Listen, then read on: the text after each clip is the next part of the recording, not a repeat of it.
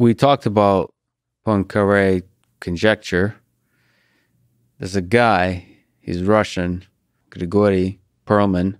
He proved Poincaré's conjecture. If you can comment on the proof itself, if that stands out to you as something interesting, or the human story of it, which is he turned down the Fields Medal for the proof. Is there something you find inspiring or insightful about the proof itself or about the man? Yeah, I mean, one thing I really like about the proof, and partly that's because it's sort of a thing that happens again and again in this book. I mean, I'm writing about geometry and the way it sort of appears in all these kind of real world problems.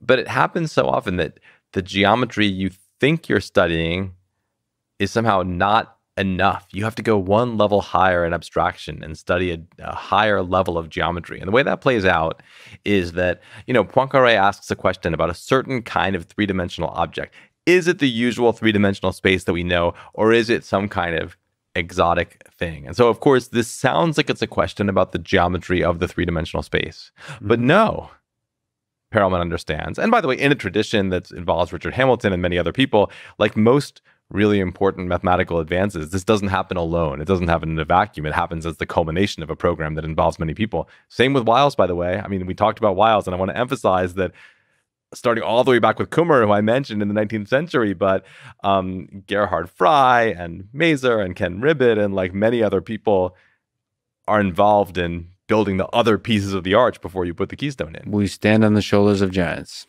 Yes. So what is this idea? The idea is that, well, of course, the geometry of the three-dimensional object itself is relevant, but the real geometry you have to understand is the geometry of the space of all three-dimensional geometries. Mm-hmm. Whoa. You're going up a higher level. Because when you do that, you can say, now let's trace out a path in that space. Yes. There's a mechanism called Ricci flow. And again, we're outside my research area, so for all the geometric analysts and differential geometers out there listening to this, I'm doing my best and I'm roughly saying it. So the Ricci flow allows you to say like, okay, let's start from some mystery three-dimensional space, which Poincaré would conjecture is essentially the same thing as our familiar three-dimensional space, but we don't know that. And now you let it flow. You sort of like let it move in its natural path according to some almost physical process and ask where it winds up. And what you find is that it always winds up. You've continuously deformed it. There's that word deformation again.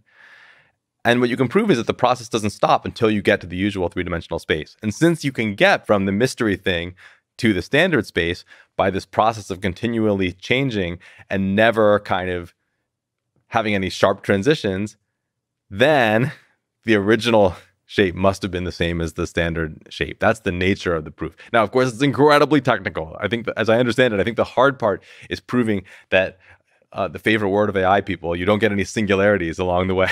Mm-hmm. But of course, in this context, singularity just means acquiring a sharp kink. Mm-hmm. It just means becoming non-smooth at some point. So just saying something interesting about formal, about the smooth trajectory through this weird space. Yeah, but yeah. So what I like about it is that it's just one of many examples of where it's not about the geometry you think it's about the geometry of all geometries, so to speak. And it's only by kind of like being jerked out of flatland, right? Same idea. It's only by sort of seeing the whole thing globally at once that you can really make progress on understanding like the one thing you thought you were looking at.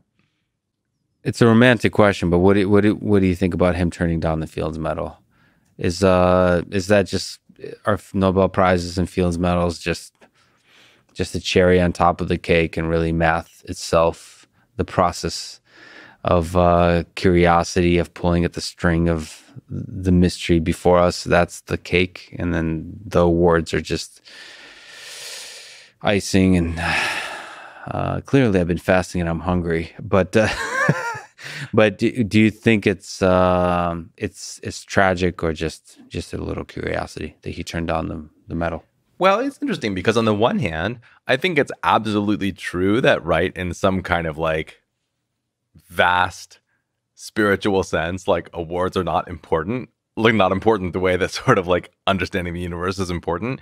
On On the other hand, most people who are offered that prize accept it. You know, it is. So there's something unusual about his choice there.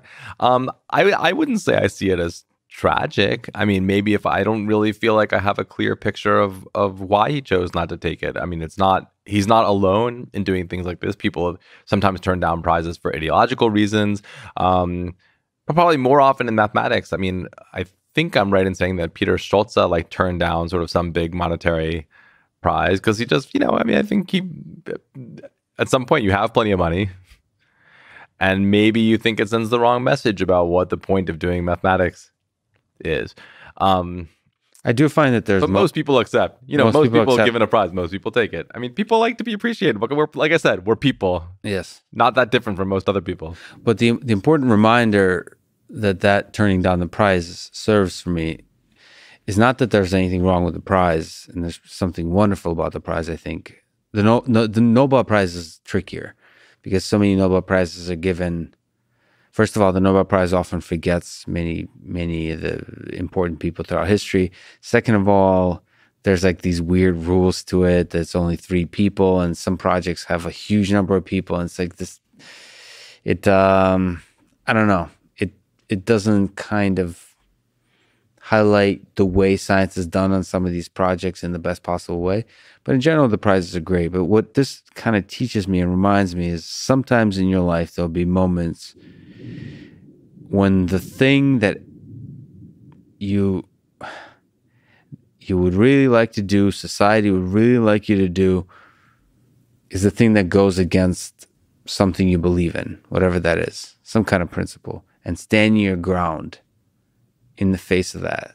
It's something, I believe most people will have a few moments like that in their life, maybe one moment like that, and you have to do it. That's what integrity is. So like, it doesn't have to make sense to the rest of the world, but to stand on that, like to say no. It's interesting because I think... But do you know that he turned down the prize in service of some principle? Because I don't know that. Well, yes, that seems to be the inkling, but he has never made it super clear. But the inkling is that he had some problems with the whole process of mathematics that includes awards, like this hierarchies and the reputations and all those kinds of things, and individualism that's fundamental to American culture.